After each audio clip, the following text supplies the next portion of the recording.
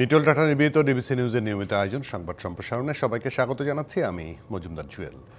দিনে বাছাই করা সংবাদ এবং এর পর্যালোচনায় সংবাদ সম্প্রসারণে আজ অতিথি হিসেবে অনলাইনে যুক্ত থাকবেন ঢাকা বিশ্ববিদ্যালয়ের মার্কেটিং বিভাগের অধ্যাপক ডক্টর মিজানুর রহমান এবং জাহাঙ্গীরনগর বিশ্ববিদ্যালয়ের শিক্ষক সমিতির সাবেক সাধারণ সম্পাদক অধ্যাপক ডক্টর কামরুল হাসান। দুজনকে স্বাগত জানাই আজকের সংবাদ সম্প্রসারণে। অধ্যাপক কামরুল হাসানকে দিয়ে শুরু করি। আজকে কিছুক্ষণ আগে আমরা একটা প্রতিবেদন দিলাম, সেটি আমাদের আজকে লিড খবর। এসালম গ্রুপ ৩,৫০০ কোটি টাকা, মাত্র দুটি প্রতিষ্ঠান ৩,৫০০ কোটি টাকার ভ্যাট ফাঁকি দিয়েছেন। সেটি এরই মধ্যে সরকারি প্রতিষ্ঠান এনবিআর অঙ্গ প্রতিষ্ঠানের পক্ষ থেকে প্রমাণিত হয়েছে। তাদেরকে বলা হয়েছিল আসার জন্য, তারা আসেনি। তারা বলেছেন যে তারা কোনো ভ্যাট ফাঁকি দেয়নি। আপনার বিশ্লেষণ একটু শুনতে চাই। ধন্যবাদ আপনাকে, আমার শ্রদ্ধেয় সহ-আলোচক অধ্যাপক মিজানুর রহমান এবং দর্শক শ্রোতা শুনছেন। দেখুন, আসলে এই বক্তব্যটা শোনার পর নিজে আহত হয়েছি, কি বলবো বুঝতে পারছি না। আমাদের খুব সংক্ষেপে যদি বলি, এনবিআর যে কাজটি এখন করছে, দেখুন এখন নানা ধরনের তদন্ত হচ্ছে, নতুন ধরনের অডিট রিপোর্ট আসছে এবং অডিট রিপোর্টে একটু আগে আপনার রিপোর্টে যেটা শুনলাম, যিনি এই রিপোর্ট পার্টে কণ্ঠ দিয়েছেন, তিনি বলেছেন যে ২০১৯ থেকে ২০২৪ তাহলে এই ১৯ থেকে ২০, ২০ থেকে ২১, ২১ থেকে ২২, ৩ বছর এই যে ফাঁকিগুলো দিল, আপনি ট্যাক্স বলুন, ভ্যাট বলুন, যেটা সরকারের প্রায় ৭,০০০ কোটি টাকার একটা বিশাল অঙ্কের টাকা জড়ো হয়েছে শুধু এই গ্রুপে, এসালাম গ্রুপের দুটি প্রতিষ্ঠানে, যেটা দেখলাম। তাহলে এই ৩ বছর কি করেছে? তাহলে কি আমরা এটা ধরে নেব? আলোচনার অনেক দিকই কথা বলা যাবে, যেটাকে ইঙ্গিত করতে চাই সেটা হচ্ছে, মতিউর সাহেব যখন ছাগল কাণ্ডে ধরা পড়লেন, তখন আমরা পরপর দেখতে পেলাম প্রথম ফার্স্ট যে সেক্রেটারি ফয়সাল সাহেব, তিনিও কম যান না। এভাবে কতজন ফয়সাল, কতজন মতিউর আছে আমরা জানি না। এইভাবে যখন কোনো একজন ব্যক্তি সরকারের উচ্চ এরকম একটি পদে থাকার পর নানা কারণে, কখনো ছাগলের উসিলায়, কখনো কোনো প্রিন্ট মিডিয়ায় একটি সংবাদ প্রচার হওয়ার পর সংশ্লিষ্ট কর্তৃপক্ষ সজাগ হয়, তাহলে এই ধরনের সজাগ হওয়ার বিষয়টাকে আসলে আত্মরক্ষার চেষ্টা এবং শাক দিয়ে মাছ ঢাকার যে একটা কথা, আমি সেরকম মনে করি। কারণ হচ্ছে যে পরপর যা ঘটনা ঘটছে, দেখুন আমরা বেনজির সাহেব থেকে শুরু হলো, আনার সাহেবকে দেখলাম, আজিজ সাহেব আসলো, তার সঙ্গে মতিউর যুক্ত হলো, তারপর আসাদ সাহেব যুক্ত হলো। কজন বলবো? দুদকের যেই তালিকা আছে, অভিযোগের তালিকা, সেটা ২০০০-এর উপরে এবং দীর্ঘমেয়াদে সেগুলো ঝুলে আছে। বেনজিরের বিরুদ্ধে হয়তো অভিযোগ নেই, কিন্তু মতিউর সাহেবের বিরুদ্ধে এর আগে অভিযোগ ছিল এবং নানাভাবে সেটা ফয়সালা করবার গল্প শুনেছে। যার কারণে আমার মনে হচ্ছে যে আজকে যে অডিট রিপোর্টটি আমরা শুনলাম, এগুলো হচ্ছে ওই ঘুরে ফিরে ডিক্টেটরস ডিলেমার সেই কথাতেই ফেরত যেতে হয় আমার, যে যারা প্রভাবশালী মানুষ, তারা নিজের ঘনিষ্ঠ জনদের বড় ধরনের শাস্তির মুখোমুখি জন্য হতে না হয়, চট থাপ্পড় দিয়ে ঠিক করে ফেলবে, এরকম এক ধরনের জনগণের সামনে এক ধরনের ভাবমূর্তি তৈরি করার চেষ্টা করে। অনেকটা গ্রামের বড়লদের মতোই, সহজ ভাষায় তাদের খুব ঘনিষ্ঠ জনরা যখন রেপের মতো জঘন্য কাজ করে, তখন তাদের চট থাপ্পড় দিয়ে আর চুরি ডাকাতি করলে কান ধরে উদ্ঘোষ করিয়ে জনগণের এক ধরনের আস্থা অর্জন করার চেষ্টা করে স্থানীয় মোড়লরা। কিন্তু এই ধরনের অপরাধের শাস্তি মৃত্যুদণ্ড হওয়ার কথা, কিংবা তার কাছাকাছি কিছু। তো আমাদের এগুলো হচ্ছে কি, সরকারের সংশ্লিষ্ট বিভাগের দায়িত্ব ছিল আগে এই বিষয়গুলো দেখভাল করা।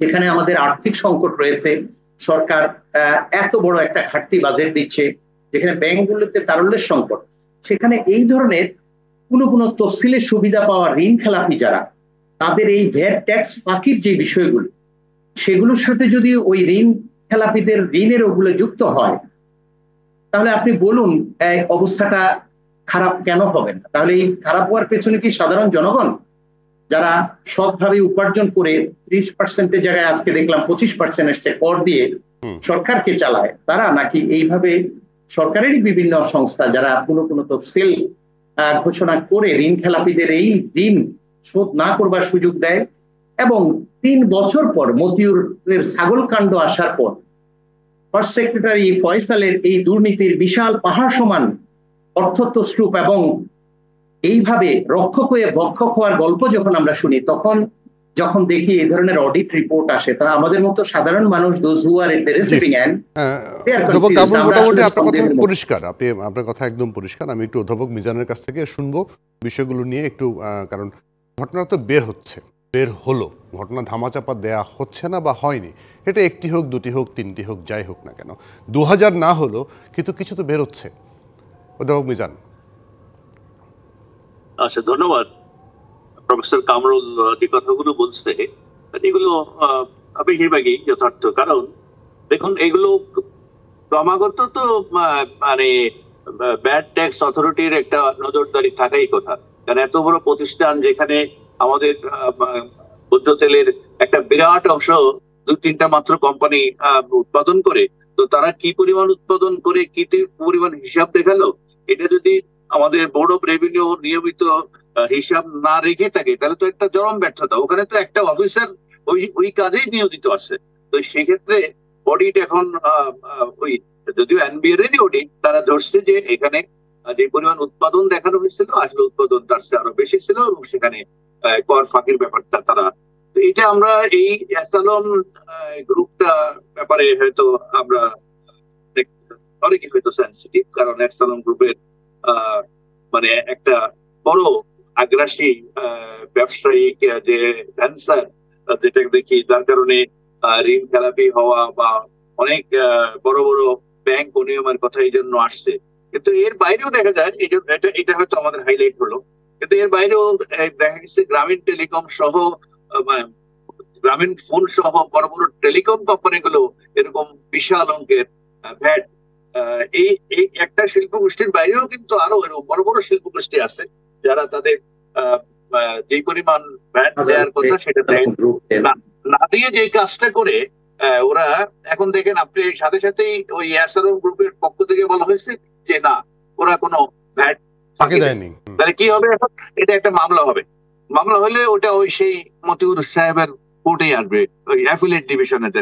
তো সেখানে আসলে এগুলো হয়তো একটা দফা রফা হয়, হয়তো হিসাবের মধ্যে কাটসাট করে হয়তো যেখানে 3000 কোটি টাকা আছে তো মাঝামাঝি একটা অবস্থানে গিয়া, অর্থাৎ পুরো ব্যাপারটার মধ্যে আপনি তো এইটা হলো একটা ভ্যাট ফাঁকিদের ব্যাপার আসছে। আপনি শুনে আসছে যে এটা মানে যেই পরিমাণ আমাদের ইম্পোর্ট ডিউটি অনাদায়ী আছে, অর্থাৎ বড় বড় ইম্পোর্টাররা বিভিন্ন ডিক্লারেশন দিয়ে, ভুল ডিক্লারেশন দিয়ে, প্রতারণামূলক ডিক্লারেশন দিয়ে বিভিন্ন জিনিস নিয়ে আসে বন্দরে, এনে যখন আবার ট্যাক্স অথরিটি যখন এটা নিয়ে তাদেরকে ধরে, তখন তারা গিয়ে কোর্টে একটা মামলা করে দেয়। মামলা অথবা ট্যাক্স অথরিটি বেশি মামলা করলে পরে এটা কোর্ট বলবে যে এটা তো পচনশীল দ্রব্য, অথবা দীর্ঘদিন কোর্টে পড়ে থাকলে এটা রাষ্ট্রের বিরাট ক্ষতি হবে, মালামালটা বিক্রি করে দেয়, বের হওয়ার জন্য অনুমতি দিয়ে দেয়। আর ব্যাটের বার ওই ট্যাক্সের যে মামলাটা, ইম্পোর্ট ট্যাক্স, এটা মামলাটা চলতেই থাকে। এবং সেখানে আপনি শুনে আসছে যে হবেন এটাতে অতি সামান্য এর 20 গুণ 40 গুণ মানে টাকা ওনাদেরই আছে ব্যবসায়ীদের কাছ থেকে এই ভ্যাট এবং ইম্পোর্ট ট্যাক্স বাবদ তারা একটা মামলা করে দেয়। আর আমাদের আইন আদালতের যে অবস্থা এত ধীর গতিতে যায়, এই সময়ের মধ্যে এইটা মানে মানে সুদ আসলে বেড়ে এই একটা পরিমাণ হয় যে সেটা তখন আর কোনো কোম্পানির পক্ষে অ্যাফোর্ড করা সম্ভব হয় না, তখন এটা সেখানে তো আবার আপনি অবশ্যই জানেন, সেখানে তো আবার আরেকটা ঘটনা ঘটে, আপনি যেটা বললেন না যে অ্যাপিলাতে গেলে হয়তো মাঝামাঝি একটা হিসাব কিতাব হয়, তার মধ্যে কিন্তু কিছু টাকা পয়সা এনবিআর এর কর্মকর্তাদের পকেটেও যায়। না এই যে এটা 3 বছরের অডিট কেন হবে? অডিট তো প্রত্যেক বছরে হওয়ার কথা ছিল। এটা বিলম্বিত হলেও এটার মধ্যে যে কোনো কেউ ভাগাভাগি হয়নি আমি এটা বিশ্বাস করি না। এগুলো প্রত্যেকটা জিনিস এই ট্যাক্স এন্ড ভ্যাট অথরিটি যারা আছে তাদের নলেজে বাইরে এই ঘটনাগুলো ঘটার কোনো সুযোগ নাই। কারণ এই সকল বড় বড় কোম্পানিতে ভ্যাটের লোক একদম বসে থাকে ওখানে, তা ডেইলি হিসাব নেয়। আপনি আমাদের এইসব অনেক মার্কেটে জুতার দোকানে পর্যন্ত ভ্যাটের লোক ইন্সপেক্টর বসে থাকে, জুতা কতজন বিক্রি হয় এগুলো দেখার জন্য। তো এইটা অ্যাসালম গ্রুপের এত বিশাল একটা আয়োজন, এর মধ্যে ভ্যাটের তো একবার ব্যক্তি মানে হিসাবে 1-2জনের অফিসারকে ওখানে নিয়োগ করার কথা। তো এইটা না করে আপনি 3 বছর পর অডিট করছেন, আর ওরা বলছে একটা ডিসপিউট দেখাবে, দেখে এখন এটা যেটা হবে মামলা হয়ে যেত, আর মামলা একটা এমনি হওয়ার পরে এখন তো অন্য আরেক কোর্টে আর মতিউর তো এখন নাই, ওই কোর্টেই আসতো, আসলে পরে ওখানে একটা করা। এইগুলো সবগুলোর মধ্যে কিন্তু আমি মনে করি যোগ সাজস এবং ভাগাভাগির একটা ব্যাপার জড়িত আছে, এছাড়া এই ঘটনা ঘটতেই পারে। তবে এইটা আমি বলছি, এটা আজকে খবরে আসছে বলে এটা আলোচনা করতেছি, এরকম আরো শত শত কেস আছে এই ভ্যাট ট্যাক্সের অথবা মানে ইম্পোর্ট ডিউটির মামলা যদি দেখবেন। আমি একবার শুনছিলাম যে আমাদের মানে 70,000 কোটি টাকার এরকম মামলা আটকা আছে, ট্যাক্সের মামলা মানে অমীমাংসিত হয়ে আছে। এখানে যে অতিরিক্ত জাজ দিয়ে অতিরিক্ত বিচারপতি নিয়োগ করে এগুলো ফয়সালা করা হবে, সেটাও হচ্ছে না। সেটাও আমার মনে হয় ওই যে যারা সংশ্লিষ্ট মন্ত্রণালয়, তারা যেন ধীরগতিতে অ্যাপয়েন্টমেন্ট হয়, ধীরগতিতে ট্রাইব্যুনাল গঠিত হয়, সেখানেও আমি মনে করি টাকা বিনিয়োগ করে কিনা এই ভ্যাট এবং ট্যাক্স ফাঁকি দেওয়া ইম্পোর্ট, সেটা কিন্তু এখন সেটা একটা বড় প্রশ্ন। জি, অধ্যাপক মিজান, অধ্যাপক কামরুল দুজনেই থাকবেন, একটা বিরতি নেই।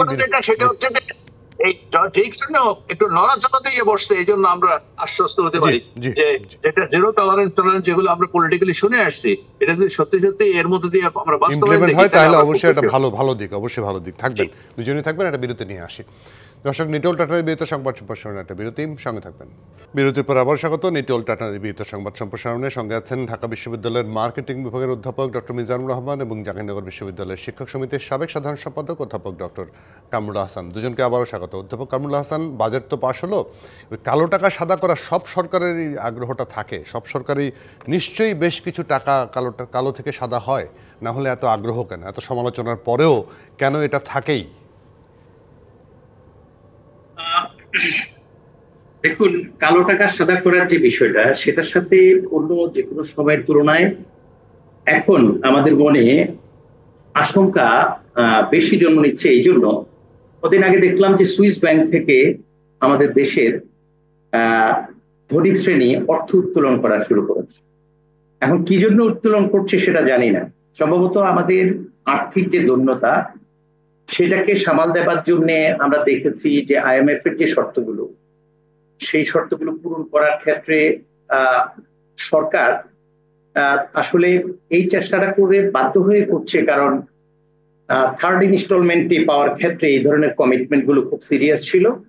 যেমন সামাজিক যে কন্ট্রিবিউশন সরকারের পক্ষ থেকে থাকে পরিবর্তনের, সেটা শিক্ষা হোক, স্বাস্থ্য হোক, সেসব জায়গায় ভর্তুকি উঠিয়ে দেয়। এবং বাজেটে শিক্ষা খাতে আপনি দেখেছেন জিডিপির মাত্র 1.69%, যা গত 3 অর্থ বছরের তুলনায় কম, পর্যায়ক্রমে কমছে। যেখানে শিক্ষার্থী বাড়ছে, যেখানে জ্ঞান উৎপাদনের কথা বারবার বলা হচ্ছে, তো সেটার অংশ হিসাবে সরকারের এই মিসম্যানেজমেন্ট এবং আর্থিক দৈন্যতা, লক্ষ লক্ষ কোটি টাকা পাচার, অব্যবস্থাপনার কারণে সরকার আসলে এখন যে একটি অবস্থায় আছে, যখন বাজেট করতে গেল তখন দেখলো যে একটা বড় ঘাটতি বাজেট করতে হলো, আকারে ছোট করতে বাধ্য হয়েছে। এবং ঘাটতি বাজেটের ক্ষেত্রে আমরা 1.5 লক্ষ কোটি টাকা দেখলাম অভ্যন্তরীণ খাত থেকে যখন নিবে, ব্যাংক থেকে, তাহলে আপনি দেখুন কি একটা দুর্গতির কথা। তার মানে আমি এটা বলতে চাচ্ছি এই জন্য যে 2.5 লক্ষ কোটি টাকা যদি আপনার করতে হয়, আপনার ঋণ নিতে হয়, 1.5 লক্ষ নিতে হবে অভ্যন্তরীণ, যেখানে ব্যাংকে এমনিতেই টাকার সংকট, সরকারি ঋণ করছে, তাহলে যারা উদ্যোক্তা, মধ্যম মানের সৎ পরিশ্রমী, যারা আসলে কর্মসংস্থান আসলে তৈরি করবে এবং আমাদের বেকার সমস্যা দূর হবে, সরকার বলছে সফল হবে, সেই জায়গাগুলোতে সরকার নিজেই ঋণ গ্রাহক।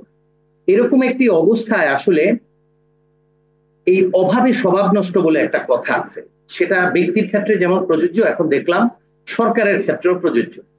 এই স্বভাব নষ্ট হওয়ার অংশ হিসাবে এতগুলো সমালোচনার পরও এত বড় অনৈতিক এবং অসাংবিধানিক একটা কাজ করা হচ্ছে। কারণ সংবিধানে পরিষ্কার উল্লেখ আছে যে আপনি কোন টাকাটা আসলে আপনি করতে পারবেন, আপনি জরিমানা বলুন, অথবা আপনি একটি প্রক্রিয়ার মাধ্যমে আপনার যদি ত্রুটি হয়ে থাকে, আপনি আপনার অপ্রদর্শিত আয় যেটা অথচ সৎভাবে করেছেন, ধরুন আপনি একজন ডাক্তার, আপনার প্রচুর ইনকাম আছে কিন্তু আপনার ট্যাক্স রিটার্নে সঠিকভাবে উল্লেখ করতে পারেননি, এখন আপনি বলতে চাচ্ছেন যে এই টাকাগুলো আমি বেনজির কিংবা আজিজ কিংবা ওই যে মতিউরের মতো উপার্জন করিনি, এটা আমি পরিশ্রম করে রাত 2টা পর্যন্ত রুগী দেখে উপার্জন করেছি, এটা কিভাবে বৈধ করা যায়? সরকার যদি অপ্রদর্শিত আয়কে বৈধ করার ক্ষেত্রে কোনো পদক্ষেপ গ্রহণ করে, এটা ইতিবাচক এবং এইটাও অপ্রদর্শিত আয়। কিন্তু কালো টাকা হচ্ছে আপনি আনাস সাহেবের স্বর্ণ চোরা চালান, আমি জানি না এটা প্রমাণ হলে বলাটা ভালো, কিংবা মতিউর বা বেনজিরদের এইভাবে অবৈধ উপায়ে উপার্জনটা যদি 15% দিয়ে আপনি বৈধ করার এই সিস্টেম দেন, তাহলে আপনি করিম রহিমের ক্ষেত্রে যদি যাদের নাম আমরা জানি না সেটা আপনি সমর্থন করেন, তাহলে আজিজ বেনজির কিংবা আজিজ এখানে বাদ দেই, বেনজির মতিউর কিংবা এই আপনার ফয়সাল দে, অন্য আরো অনেকে জি আরো অনেকে, তো তাহলে তো আপনি কোন যুক্তিতে বলবেন যে তারা 15% দিবে এবং আপনি ইন্ডেমনিটি দিচ্ছেন? জি আমাদের অর্থমন্ত্রী মহোদয় বলছেন যে এটা আসলে নিরীক্ষা করা হবে না তাদের এই 15%। সেটা বলা হচ্ছে এখন না, শুধু অনেক বছর ধরেই বলা হচ্ছে। আমি ডক্টর মিজানের কাছ থেকে একটু শুনবো আসলে প্রথমত সংবিধান বিরোধী, দ্বিতীয়ত হচ্ছে সেটা সংবিধান বিরোধী, সেটা মানে ধারাবাহিকভাবে সরকারগুলো দিয়ে আসছে। সাইফুর রহমান সাহেব দিয়েছেন, মোহিত সাহেব দিয়েছেন, দিয়েই যাচ্ছেন। সেই জায়গাটায় অধ্যাপক মিজানুর রহমান আপনার কাছ থেকে একটু বিশ্লেষণ জানতে চাই। আচ্ছা, প্রথমে আমি যেটা বলবো, এটা চলে আসছে অনেকদিন যাবতই, আর এটা দিয়ে যে খুব একটা কাজের কাজ কিছু হয় এই পর্যন্ত কোনো সময় দেখা যায়নি। তো ওইরকম নাকি সুন্দরবনে যারা মৌমাছি মধু সংগ্রহ করতে যায় দল ধরে, তো তারা সাথে করে একটা ছাগল নাকি ছোট ছাগলের বাচ্চা নিয়ে রাখে দলের মধ্যে, কারণ বাঘ যদি তাদের তেড়ে আসে তখন নাকি ওই ছাগলটা ছেড়ে দেয়, আর বাঘ তখন ছাগল নিয়ে ব্যস্ত হয়, এই সুযোগে মৌলরা পালিয়ে যেতে পারে। তো প্রত্যেক বাজেট বক্তৃতা এটা থাকার আমার মনে হয় এটা একটা উদ্দেশ্য। বাজেটের মধ্যে অনেক বিষয় থেকে গুরুত্বপূর্ণ বিষয় আলোচনা, পর্যালোচনা, সমালোচনার আমরা করি কি প্রত্যেক বছর এইটা নিয়ে যাতে সবাই ব্যস্ত থাকে। এই একটা টক শো না, শুধু গত 1 মাসের মধ্যে এইটা নিয়ে 20 বার, 30 বার, 40 বার টক শো হয়েছে।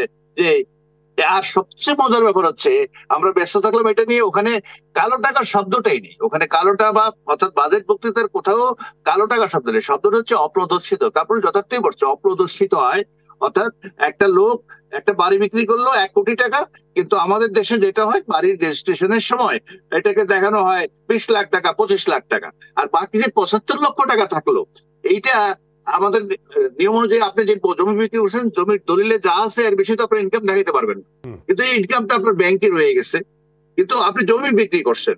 তো সেইটা হলো আপনার একটা বৈধ সম্পত্তি বিক্রি করছেন, কিন্তু এটা আপনি দেখাননি, সেইটা হলো অপ্রদর্শিত আয়। এখন আপনি এটাকে 15% টাকা দিলে আপনাকে এই ব্যাপারে কোশ্চেন করা হবে না, বোর্ড অফ রেভিনিউ কোশ্চেন করবে না। কিন্তু এই দ্বারা আপনার এই অপ্রদর্শিত আয় যদি এরকম চুরির টাকা হয়, এটা দ্বারা আপনি দুদক আপনাকে ছেড়ে দিবে, এটা অর্থমন্ত্রীও বলে না, এটা এই আইনের মধ্যেও নেই। ওটা আপনাকে সোর্স দেখাইতে হবে। আমি একটু আগে কারণ যেটা বললো, আমি রুগী দেখছি, এতটা রুগী দেখছিলাম, কিন্তু আমরা এতটা দেখি, বাকিটা দেখাই নাই।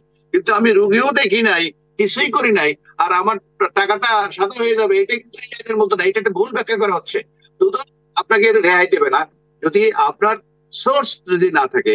আপনি যত কেনা সাদা করেন না কেন টাকা, সাদা মানে হলো রাষ্ট্রের খাতার মধ্যে দেখাচ্ছেন, কিন্তু এটা বৈধ হবে না। এটার জন্য জেল জরিমানা যা আছে দুদকের সবই খাইতে হবে, এটা কিন্তু ক্লিয়ার। আর আমার মনে হয় আর কি এটা আমাদের প্রধানমন্ত্রী, সাবেক প্রধানমন্ত্রী, সাবেক অর্থমন্ত্রী, ইভেন রাষ্ট্রপতিও দিচ্ছেন কিনা, এটা তাদের অপ্রদর্শিত আয় যেটা এটা দেখিয়ে আসছে, এবং এটা এত নেগলিজেবল। কেন যে এটা প্রত্যেক বছর রাখা হয় আমার মনে হয়, আমি আবারও যেটা বলছি, ওই যে সবাইকে ব্যস্ত রাখার জন্য, এছাড়া এটার আমি কোনো কারণ দেখি না। এটার ইম্প্যাক্ট তেমন কিছু নাই। আর লজিক্যালি যেটা হয় যে এইটা দেওয়ার মাধ্যমে সে ইন্ডেমনিটি পেয়ে যাবে, এইটা কোনো জায়গায় কেউ কিছু এটা নাই। এটা দুদকের আমি আজকে জিজ্ঞেস করছি, দুদক বলছে আপনার যদি যতই আপনি সাদা করেন টাকাটা, এটা যদি সোর্স আমি জিজ্ঞেস করে বলতে না পারেন, তাইলে কিন্তু ওটার জন্য দুদকের আইন অনুযায়ী শাস্তি জরিমানা, এই আপনি 15% দিয়ে সাদা করার কারণে তা কিন্তু হচ্ছেও। কারণ যে বলা হয় না যে ফ্ল্যাট জমি কিনলে বা শেয়ার বাজারে ইনভেস্ট করলে সোর্স অফ মানির কথা জিজ্ঞেস করা হবে না, কিন্তু ধরার তো পড়ছে, এখন কিন্তু ধরা পড়ছে, জমি সহ ক্রোক হচ্ছে। আমি বলি এটা হচ্ছে আপনাকে খাতার মধ্যে নিয়ে আসবেন, কিন্তু আপনি source of money security exchange commission জিজ্ঞেস করবে না, কিন্তু দুদক অথবা ক্রিমিনাল অফেন্স মামলা হলে ওটা জিজ্ঞেস করতে পারেন কে বলছে, এটা কোন আইনে আছে, এটা এই বাজেট বক্তৃতার মধ্যেও নাই। এটা একটা ভুল ব্যাখ্যা আমাদের মধ্যে আছে। আর আরেকটা হচ্ছে আপনার এই টাকাটা এসে গেলে আগামী বছর কিন্তু সে এটা 25% টাকা দিতে হবে। তার সম্পদ যেটা দেখালো, সেই সম্পদের বিনিয়োগ করলে যে লাভ আসবে সেটা 25% কিন্তু আগামী বছর তাকে দিতে হবে। অর্থাৎ এইটা একদিক দিয়ে যদিও এ দিয়ে অতীতে কখনোই প্রচুর পরিমাণ টাকা চলে আসছে এবং এইবারও আসবে না। আমি মনে করি এটা দিয়ে দিচ্ছিল আমরা যাতে অন্য সমালোচনা না করে এটা নিয়ে খুব ব্যস্ত থাকি, এই জন্য এটা দেয় প্রত্যেক বছর। এছাড়া আমি কোনো কারণ দেখি না। জি, বুঝতে পেরেছি। দুজনে থাকবেন, আরো একটা বিরতি নিয়ে ফিরছি আবার আলোচনা আপনাদের সঙ্গে। দর্শক, নিটল টাটানের বিরত সংবাদ সম্প্রসারণে আরো একটা বিরতি, সঙ্গে থাকবেন। বিরতির পর আবারও স্বাগত নিটল টাটানের বিরত সংবাদ সম্প্রসারণের সঙ্গে আছেন অধ্যাপক ডক্টর মিজানুর রহমান এবং অধ্যাপক ডক্টর কামরুল আহসান। দুজনকে আবারও স্বাগত। অধ্যাপক কামরুল আহসান, বাংলাদেশের ভিতর দিয়ে মানে কয়েকটা জায়গা দিয়ে যদি রেল কানেক্টিভিটি ভারতকে দেয়া হয়, তাতে সার্বভৌমত্ব কি করে নষ্ট হবে সেটি যদি একটু ব্যাখ্যা আপনার কাছে পেতাম। বিএনপির দাবি আজকে এটা। ধন্যবাদ আপনাকে। আসলে ব্যাপারটা হচ্ছে কি, অন্য বিষয়গুলোতে আমাদের যে ইন্ডিয়া বাংলাদেশের যে যতগুলো চুক্তি আছে, বিশেষ করে বাণিজ্যিক সম্পর্কে জায়গাটায় আমাদের যে $26 বিলিয়ন হিসাবটা আছে, এখানে তো এমনিতেই একটা সমস্যা আছেই। আমরা আমাদের হিসাব হচ্ছে 2 বিলিয়ন আর 26 বিলিয়নের মধ্যে, এরকম একটা হিসাব দেখেছি, জানি না কতটা সঠিক এটা। না মানে আপনি বলছেন যে ব্যবসায়িক গ্যাপটা, এই তো ব্যবসা বাণিজ্যের গ্যাপটা আছে, ব্যবসায়িক গ্যাপটা আছে, আমাদের গ্যাপটা আপনার পণ্য থাকতে হবে তো, আপনি যেটা যদি আপনি রপ্তানি করতে পারেন এরকম পণ্য তো থাকতে হবে। একদম ঠিক, কিন্তু নন ট্যারিফ ব্যারিয়ারটা যদি সরানো হতো তাহলে 2 বিলিয়ন 4 বিলিয়নে যেত, যেটা ওদের হাতে আছে। এটা হলো একটা কষ্ট তো আছেই। আর দ্বিতীয়টা হচ্ছে আমার ধারণা যেটা, যে এখন যে মানে নতুন রেলপথ সংযোগ বাড়াতে যে 14টা আপনার নতুন রেলপথ মানে সংযুক্তির যে জায়গাটা আছে, এখানে দেখলাম আপনাদের এই গণমাধ্যমেই আমি রিপোর্টটা পড়েছি, বাংলাদেশের সঙ্গে 861 কিলোমিটার নতুন পথ হচ্ছে এবং এখানে পুরনো কিছু সংস্কার করা হচ্ছে। এখানে যে জিনিসটা গুরুত্বপূর্ণ, সীমান্তের যে জায়গাগুলোতে ইয়েটা হচ্ছে, এই সম্ভাব্য স্থান যেগুলো দিয়ে আসবে, বর্ডার ক্রস করবে, দিনাজপুর, ঠাকুরগাঁও, পঞ্চগড়, লালমনিরহাট, গাইবান্ধা, যশোর, ফেনী, চট্টগ্রাম, এটা আমি দেখেছি। এখন এখানে দুটো কনসার্ন আছে, খুব সংক্ষেপে যদি বলি। সেটা প্রথমটা হচ্ছে যে 2009 থেকে 19 পর্যন্ত আমি একটা রিপোর্টে দেখলাম প্রায় 5 শতাধিক মানুষ এই যে আপনার গরু পাচারকারী, কাজটা খুব খারাপ, কিন্তু বিএসএফ এর গুলিতে নিহত হয়েছে। কিন্তু ফেন্সিডিল পাচার করার প্রায় 3 শতাধিক ওখানে কারখানা আছে, যারা আমাদের এই তরুণ প্রজন্ম এবং আমাদের মানুষদের অন্যায়ভাবে তারা পাচার করে তাদের নৈতিক স্খলন ঘটাচ্ছে।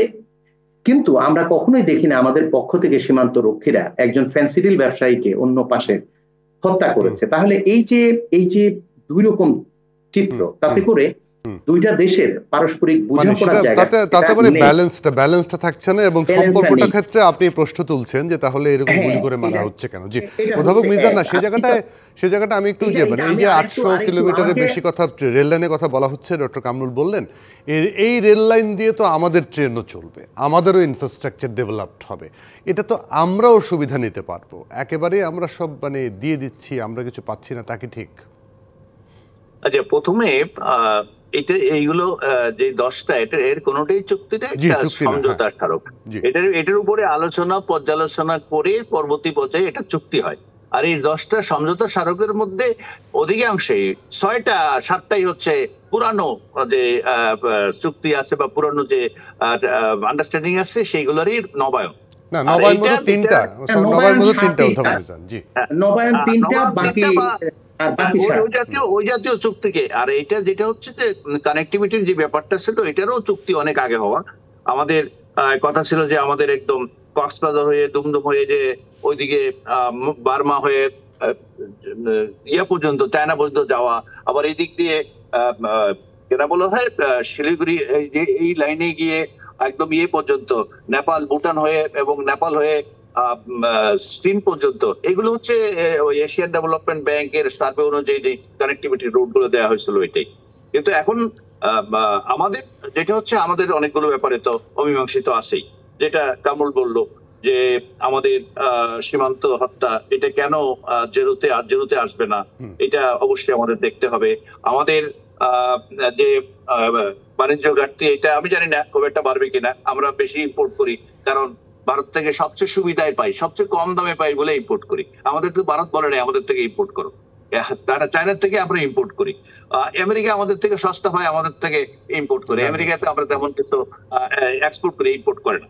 তো এইগুলো ভিন্ন আলোচনা, কিন্তু এইটা হচ্ছে আমাদের স্বার্থটা রক্ষা করতে হবে এটা দিয়ে। যে আমাদের একদম মংলা বন্দর থেকে রেল লাইন একদম নেপালের একদম বর্ডার পর্যন্ত বা সিকিমের বর্ডার পর্যন্ত, ভুটান পর্যন্ত অলরেডি কিন্তু এই চুক্তির মধ্যে আছে। একবার কিন্তু আমাদের কিছু সার ভুটান পর্যন্ত গেছিল ওরেন, কিন্তু এই যে এই জায়গাটা পাওয়া, এটা আমাদের নিশ্চিত করতে হবে আগে যে আমাদের এই রেল লাইনটা যেটা হবে এটা একটা আন্তর্জাতিক রেল লাইন। নেপাল ভুটানের রেল আমাদের একদম ইয়ে পর্যন্ত পরিবহনের ব্যবস্থা হবে এবং আমরাও করব। তাইলে এই আমার মনে হয় আর কি এই অন্য যে পলিটিক্যাল ইস্যুস গুলো আছে সেইগুলোই হচ্ছে মুখ্য। কারণ যে কোনো কিছু হলে গোলামী চুক্তি যখন একবার স্বাধীনতার পরে গোলামী চুক্তি 25 বছর ছিল না, এই গোলাম হিসাবেই জিয়া রহমান সাহেব এবং এরশাদ সাহেব দেশ শাসন করছে। উনি ভারতের গোলামী, কারণ কোন চুক্তি বাতিল করেন নাই। এই গোলামী শব্দটা বহুদিন থেকে এই দেশ রাজনীতিতে আছে। ওই যে যখন পার্বত্য শান্তি চুক্তি হয়েছিল তখনও বলছিল ফেনী পর্যন্ত চলে গেছে বাংলাদেশ। এইগুলো পলিটিক্যাল কতগুলো পদ্য আছে, এগুলোর কোনো যাদের একবারে রিজনাল এবং ইন্টারন্যাশনাল ট্রেড এবং জিওপলিটিক্যাল যে পরিবর্তনগুলো সারা দুনিয়া হচ্ছে এদের সময় যাদের ধারণা নেই তারা এগুলো বলবে। কিন্তু আমাদের বাংলাদেশের যেটা সক্ষমতার অভাব আমি দেখি, সবসময় নেগোসিয়েশনের সক্ষমতা আমাদের নাই। আমাদেরকে বলতে হবে রেল লাইন আমাদের দুর্বল আছে, এগুলার যে ইনভেস্টমেন্ট হবে এটা কে করবে? এই রেল লাইন দিয়ে তো এত রেল চলতে পারবে না। আর মালবাহী ভারী ভারী জেট সেটা আসার পরে এটা কি বাংলাদেশের এখন যেভাবে হচ্ছে, এখন কিন্তু আমাদের আশুগঞ্জে নৌপথে তো ট্রানজিট অনেক আগের থেকে আছে। আশুগঞ্জে ভারতীয় জাহাজ আসতেছে এবং সেগুলো আমাদের দেশের অভ্যন্তরীণ নৌ পরিবহনের লোকরা গার্ড দিয়ে নিয়ে আসে এবং সেখানেও এই জিনিসগুলো ক্লিয়ার করতে হবে আন্ডারস্ট্যান্ডিং এ যখন আসবেন। আর সবচেয়ে আগে হচ্ছে বাংলাদেশের বড় স্বার্থ হচ্ছে আমাদের নেপালে এবং ভুটানে অ্যাক্সেসটা পাইতে হবে এয়ারলাইনের মাধ্যমে। তাইলে এটা বলবো যে এটা কানেক্টিভিটি। মানে আমরা দেবো, তো আপনি যেটা বলছেন যে আমাদের যে আমরা কি পাবো সেটা যেন আলোচনার জায়গাটায় আসি, সেটা আলোচনা শক্তভাবে করতে পারি, সেটি হচ্ছে মূল কথা। অধ্যাপক মিজান এবং ডক্টর কামাল, সময় একদম শেষ আমার, আর সময় দিতে পারছি না, একদম শেষ। দুজনকে অনেক ধন্যবাদ। একদম আরেকদিন চেষ্টা করবো আপনার সঙ্গে আবার এই বিষয় নিয়ে আলোচনা করার জন্য। ধন্যবাদ দুজনকে। দর্শক, এই ছিল নিটল ডক্টর নিবেদিত আজকের সংবাদ সম্প্রসারণে ডিবিসির সঙ্গে।